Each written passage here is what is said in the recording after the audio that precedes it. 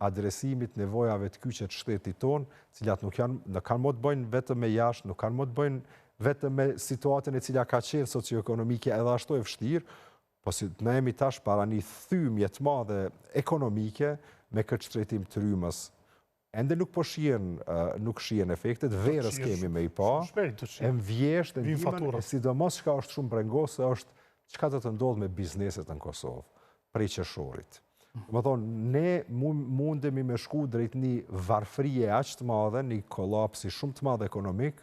Varfëri dhe kolaps i madhe ekonomik. Jemi që asaj rrugë të shku, edhe pse kish dikush me përkrah qëta njerëz, cilët po dojnë me qeveris, me çdo kusht, cilët janë direkt përgjegjës për këtë kolaps socioekonomik. Dhe më thonë, qëta njerëz cilët shumica e qytetarëve i kanë votu, janë përgjegjës për jetën e keqe të qytetarëve, apo jetën e keqe që do të bëhet e njerëzve.